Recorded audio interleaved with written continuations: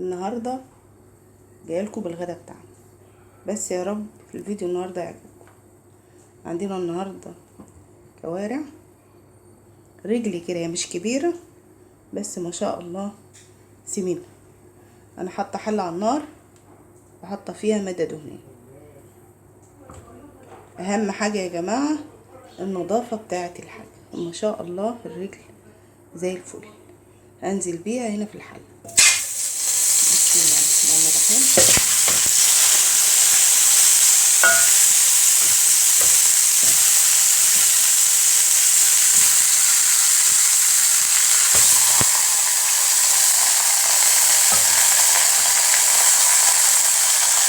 هنزل عليها بالبهارات بتاعتها، حبهان، كمون، فلفل اسمر، بابريكا. مش هحط ملح دلوقتي يا جماعه، دي ما تحطش عليها الملح في الاول، زيها زي الكرشه.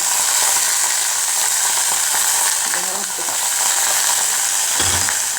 هتتلوح الاول شويه، اغطيها وتاخد مع نفسها شويه، وبعدين هحط لها هنا معايا بصل ومعايا طماطم ومعايا قرن فلفل.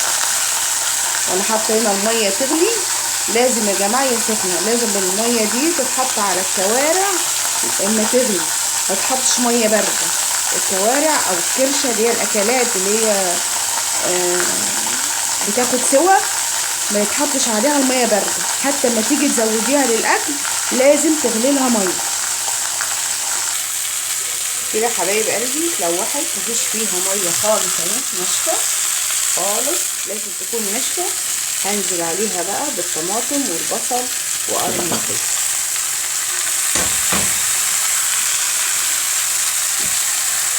وهقلب بقى معلش بقى انا اللي بصور.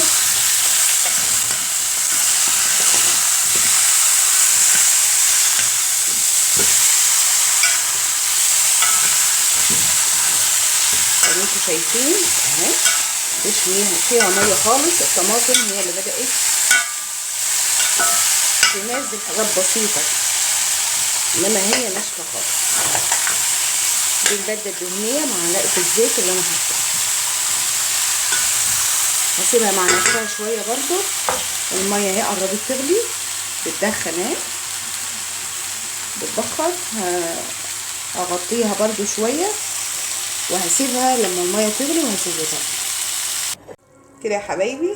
غلت اهي، ضفت لها الميه، ولما غلت حبيت اوريها لكم. ما شاء الله اهي جميله، وميتها جميله ما شاء الله، رايقه اهي. هسيبها بقى لانها ما شاء الله هتاخد سوا بقى، قولوا من 2.5 ل3 ساعات. معروف ان الكوارع بتاخد سوا، فهسيبها كده على نار هاديه تستوي براحتها على ما نجهز الرز بتاعنا. انا هعمل رز ابيض يا جماعه عشان هم عايزينها على فته. خلاص دي يا حبايبي الصلصه اللي هنحطها مع الفته. انا هحط الطماطم بس، وما تبدا تسبك شويه وتلف معايا هعمل لها دقه توم. دي هتحط معاها دقه توم. هوريلكوا بقى الكوارع دلوقتي، وعشان نحط الملح بتاعنا.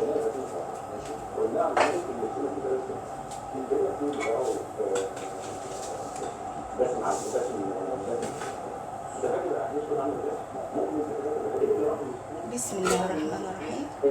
الكوارع بتاعتنا يا جماعه انا ما حطيتش فيها ملح خالص، هي بقى لها ساعه ونص دلوقتي على النار. نص السوا من غير الملح والنص التاني بالملح. اهي ما شاء الله شربتها جميله يا جماعه ما شاء الله. اهي هيتعمل لها دقه برضو بالثوم، نفس الدقه اللي هتتحط هنا هتتحط هنا. هبهر الصلصه دي بابريكا،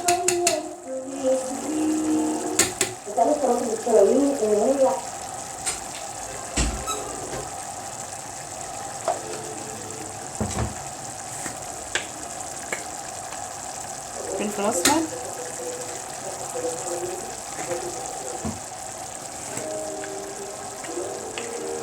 كمون،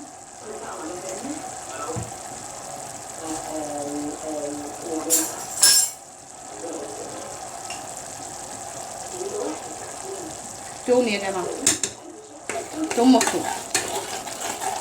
هي ما شاء الله الصلصه خلاص اهي خلصت، هيبقى ناقصها الملح بس.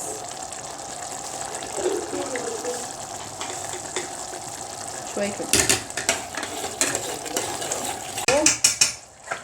على الطاوله. هي دخلت في سوا يا جماعه اهي ما شاء الله، دخلت في سوا. ما تستوى هوريها.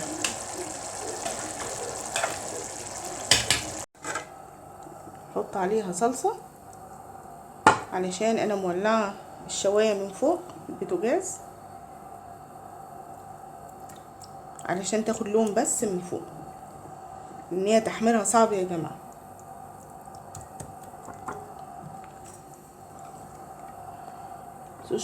صلوا على النبي يا جماعه.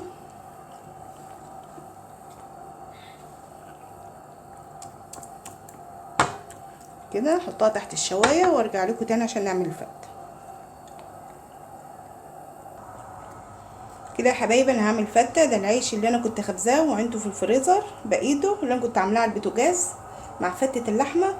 وهنا هحط معلقه ثوم مع معلقتين زيت وتشوحوا مع بعض.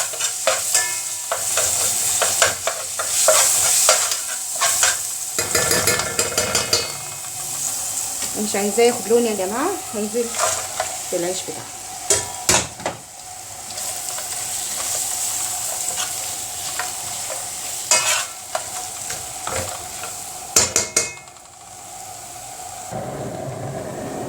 يا جماعه العيش بتاعنا اهو يحمص.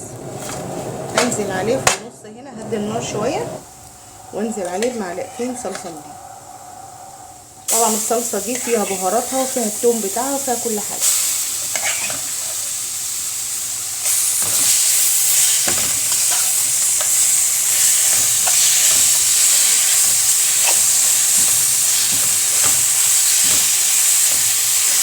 هنزل عليها بالشوربه بتاعتنا كده يا حبايبي. انا حطيت الشوربه